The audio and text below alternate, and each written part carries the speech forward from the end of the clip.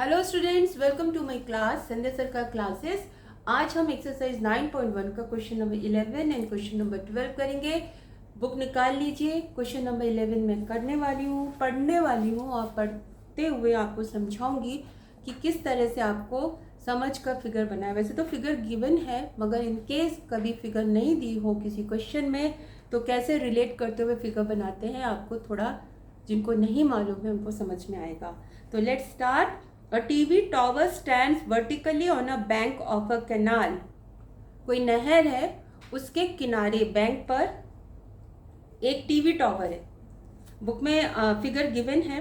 From a point on the other bank, दूसरे किनारे पर directly opposite the tower, the angle of elevation of the top of the tower is 60 degree. Means tower given है, मान लीजिए ये tower है, ठीक है, ये आपकी कैनाल है और टॉवर का जो टॉप है, अब ये बैंक का कैनाल का ये अदर बैंक है, दूसरा किनारा है। तो टॉप का दूसरे किनारे के साथ जो एंगल ऑफ एलिवेशन है वो है 60 डिग्री। ठीक है, यहाँ तक बना लिया। The angle of elevation of the top of the tower is 60 degree. यहाँ तक तो बन गया। Now from another point 20 meter away from this point on the line joining this point to the foot of the tower, means जो foot of the tower और इस point को जो लाइन ज्वाइन करते हुए बनती है, उसी लाइन पर 20 मीटर अवे किसी पॉइंट से जो एंगल ऑफ एलिवेशन है टॉप का वो है कितना, इट्स गिवन 30 डिग्री। ऐसे कहा है उन्होंने, ठीक है। तो अब उन्होंने कहा है find the height of the tower and the width of the canal.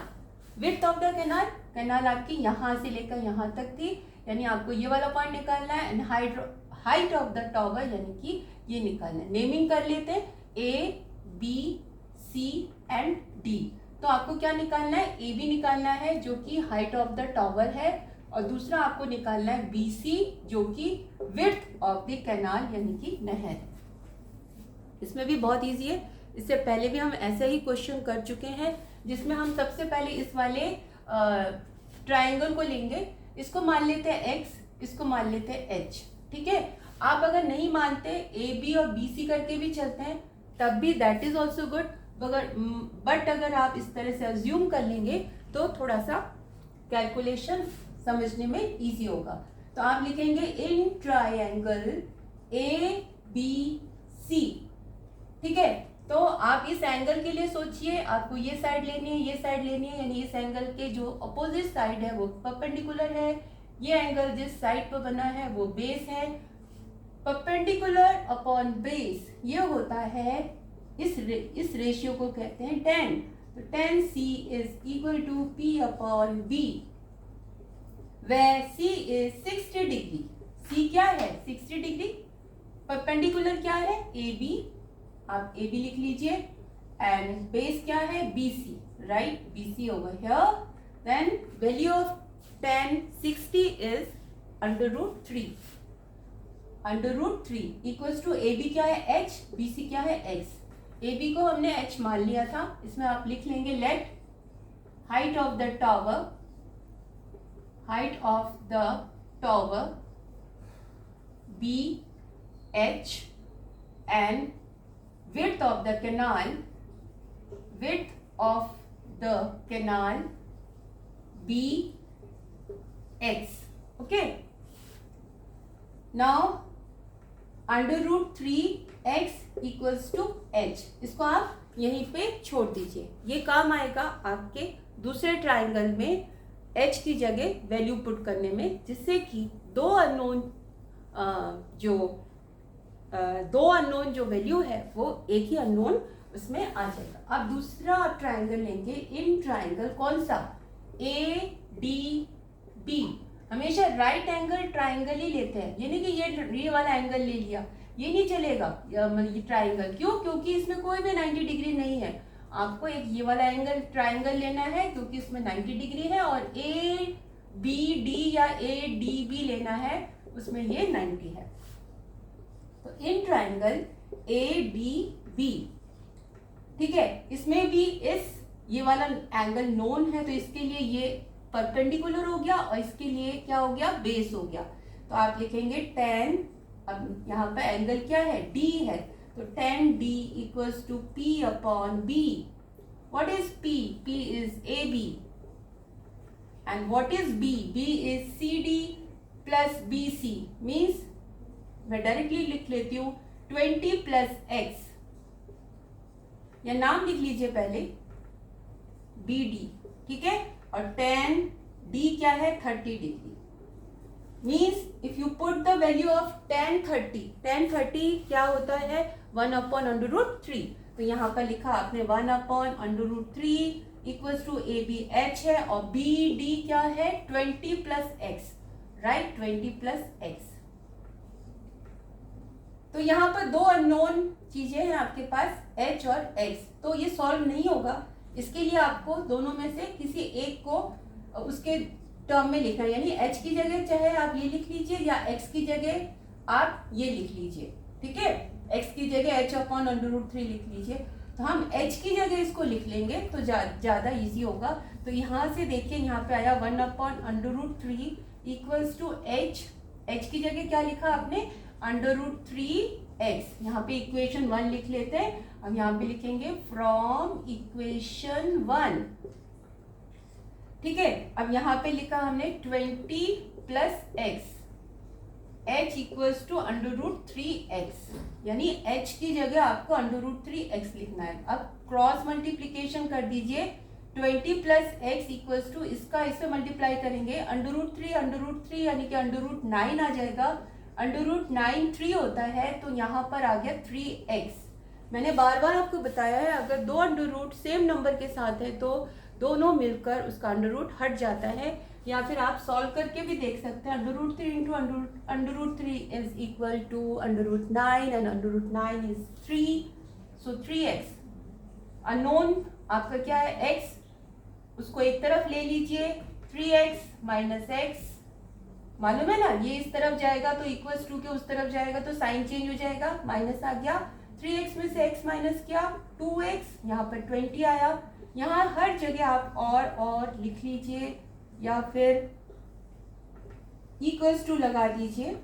Means x equals to 20 upon 2, that will be 10। What was x? x was width of the canal, यानी विड्थ ऑफ द कैनाल आपका क्या आ गया, 10 metre, क्योंकि answer metre में था। Means जो भी unit given है वो मीटर में है, तो यहाँ पर भी विड्थ ऑफ द कैनाल आपका आ गया 10 मीटर। डन। आपको निकालना है height of the tower. Height of the tower आप रिलेशन ये वाला यूज करिए, इसमें x की जगह वैल्यू रख दीजिए। x कितना निकला था, 10, तो यहाँ पे लिखा आपने 10, यानी कि 10 अंडर रूट 3 मीटर, ये हो गया हाइट ऑफ द टावर। तो आपने देखा टफ नहीं था, इजी था।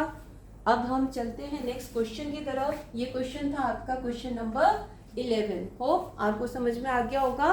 अब क्वेश्चन नंबर 12 हम करते हैं। सबसे पहले मैं क्वेश्चन नंबर 12 रीड करूंगी और आपको जो उसमें की पॉइंट्स हैं उनको एक्सप्लेन करूंगी। जहां तक मुझे समझ में आता है, एंगल ऑफ एलिवेशन आपको समझ में आ गया होगा, ठीक है। क्वेश्चन नंबर 12 में एंगल ऑफ डिप्रेशन भी यूज हुआ है। अब एलिवेशन एंड डिप्रेशन दोनों एंगल को एक साथ समझाकर मैं आपको बता देती हूँ कि क्या होते हैं। From the top of a 7 metre high building, सबसे पहले बिल्डिंग बना लेते हैं। 7 मीटर हाई है, तो यहाँ से आपने बिल्डिंग बना ली, ये 7 मीटर हाई है, ठीक है। अब इसमें लिखा है the angle of elevation of the top of a cable tower is 60 degree. The angle of elevation of the top of a cable tower is 60 degree and the angle of depression of its foot is 45 degree. Find the height of the tower.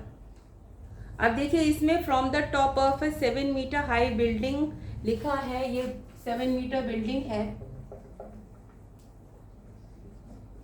यहां से कोई tower है, ये रहा, ये आपने लिखा tower, ठीक है।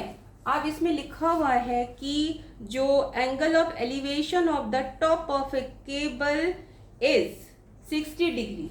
तो ये टॉप है, इसका एंगल ऑफ एलिवेशन ये क्या है, 60 डिग्री है।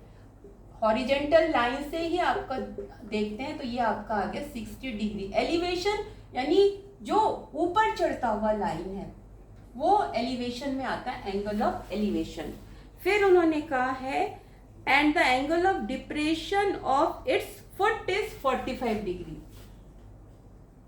फुट क्या है, फुट दिस वन, किसका फुट, बिल्डिंग का। From the top of a 7-meter high building, the angle of elevation of the top of a cable tower is 60 degree and the angle of depression of its foot means tower का foot, ये tower है, tower के top की बात हो रही थी, अब foot की बात हो रही है, किसके साथ, बिल्डिंग के साथ ही ये foot है, ठीक है। foot का angle of depression क्या होगा, ये होगा 45 डिग्री। कहने का मतलब ये है जो एलिवेशन होता है वो इस तरह से आता है, ये है इस वाले हॉरिजेंटल से जो एंगल होगा एलिवेशन होगा, और जो इधर से मींस डाउन साइड में जो एंगल आता है वो होता है angle of depression and this is angle of elevation. तो आपको क्लियर हो गया होगा 45 डिग्री कहाँ पर है और ये 60 डिग्री कौन सा है। आपको क्या बताना है, determine the height of the tower. इसकी हाइट निकालने के लिए आपको इसमें क्या करना पड़ेगा, फिर से वैसे ही दो ट्राइंगल्स यूज करने पड़ेंगे, ठीक है। अब ये 45 है तो ये भी क्या हो जाएगा, 45 हो जाएगा। क्यों, क्योंकि ये दोनों क्या है, पैरेलल है। पैरेलल है तो ये क्या हो जाएगा, ट्रांसवर्सल हो जाएगा। जब टू लाइंस पैरेलल होती है, ट्रांसवर्सल कौन सा होता है, दोनों लाइंस को जो ज्वाइन करवाता है या दोनों लाइंस को इंटरसेक्ट करता है। तो ये जो ट्रांसवर्सल लाइन है ये पहली वाली लाइन से जो एंगल बनाती है दूसरी वाली लाइन की के साथ भी वही एंगल बनाती है, बट दूसरी तरफ this type of angles are known as alternate angles और ये इक्वल होते हैं। तो आपने देखा, पहले नेमिंग कर लेते हैं A B and C D, ठीक है। सबसे पहले ये वाला ट्राइंगल ले लेते हैं, क्यों, क्योंकि ये लाइन आपको पता है। तो आप लिखेंगे in triangle A B D, A B D में आप लिखेंगे angle C, angle C will be 45। क्यों, यहां पर लिख लीजिए ए डी ई, क्यों, A E is parallel to B D and A D is what, transversal, transversal, ठीक है। तो angle C will be equal to angle what, this क्या है ये, D A E, angle D A E, angle D A E and angle, sorry it's not C, it's D, both are of 45 degree. Why? Because these two lines are parallel and this one is transversal, so they make what, alternate angles, alternate angles, therefore they are alternate angles. Done. तो in triangle आपने बता दिया angle D 45 है। अब आप क्या लेंगे, इसका और इसका रेशियो लेंगे। आपको मालूम है परपेंडिकुलर और बेस का रेशियो ऑलवेज होता है 10, means 10 D equals to P upon B. What is P here, A B, what is B here, B D, you will write B D, and what is D, D here 45, जो कि अभी आपने explain किया है 45। tan 45 होता है 1 AB upon BD. AB is what? How much it's given? It's given 7. BD means BD cross multiply कर लीजिए, ये सबको आता होगा। BD यहाँ पर आ जाएगा इक्वल्स टू 7, यानी जो BD है वो भी 7 मीटर आपका आ गया। जब BD 7 मीटर आ गया फिर हम इस ट्राइंगल को लेंगे, क्योंकि हमें राइट एंगल ट्राइंगल ही चाहिए। अब देखिए ये राइट एंगल ट्राइंगल था और इस पूरे में और कौन राइट एंगल ट्राइंगल है, ये वाला राइट एंगल ट्राइंगल है। इसको लेने से फायदा नहीं है, क्यों, क्योंकि इसका एंगल तो वही है 45, हमें तो ये चाहिए, ठीक है। तो आप इसको ले लीजिए, क्या आएगा, कौन सा ट्राइंगल है, सी ई ए या फिर ए ई सी। तो you will write in triangle A E C acute angle क्या है, एंगल ए। tan लिखेंगे, क्यों लिखेंगे tan, क्योंकि आपको ये चाहिए और ये चाहिए, यानी P अपॉन B का ratio is always what, tan। Perpendicular upon base का रेशियो क्या होता है, tan कहलाता है। तो इसीलिए tan A लिख लिया, tan A मीन्स tan 60, क्यों, क्योंकि A क्या है, 60 है, ठीक है। P कितना है, CE, CE लिख लिया, क्योंकि आप ट्राइंगल के अंदर हाइट देखेंगे, इस एंगल के लिए हाइट CE होगा, है ना, क्योंकि आप इस ट्राइंगल को देख रहे हैं, राइट एंगल ट्राइंगल को, इससे हमें कोई मतलब नहीं है। तो CE बेस क्या है, AE, वैल्यू पुट कर दीजिए, tan 60 हो गया √3, CE तो आपको निकालना है क्योंकि हाइट ऑफ द टॉवर है। AE क्या होगा, BD के बराबर होगा, क्योंकि ये पैरेलल है। BD आपने लिख लिया, ठीक है। तो √3 CE आपको निकालना है, BD कितना निकला था, 7, मीन 7 √3 इक्वल्स टू CE, यानी CE आ गया आपका 7 √3, और ये कितना था, DE आ गया आपका 7, क्योंकि ये 7 है तो ये भी 7 होगा कि नहीं। तो आप लिखेंगे height of the tower, height of the tower कितना है, यहां से लेकर यहां तक, यानी CD, और CD के अंदर कौन सी दो चीजें हैं, CE and DE, CE plus DE। CE कितना निकाला आपने, CE निकाला है आपने 7 √3 प्लस DE कितना है, DE AB के बराबर होगा, तो यहां पर लिखेंगे 7 कॉमन ले लीजिए, √3 प्लस 1 मीटर, ये आपका आ गया हाइट ऑफ द टावर, ठीक है। तो आपको सब कुछ आई होप मैंने क्लियर किया है और आपको समझ में आ गया होगा। अगर कोई भी पॉइंट आपको लगता है मैंने फास्ट बताया है या समझ में नहीं आया तो प्लीज़ मुझे कमेंट करके ज़रूर बताइएगा, ताकि नेक्स्ट वीडियो में मैं थोड़ा सा अपनी स्पीड स्लो कर दूं, या जो पॉइंट्स आपको क्लियर नहीं है मुझे बताइए। होप आपको समझ में आया होगा। If you are liking my video then please subscribe my channel, like it, share it, thank you.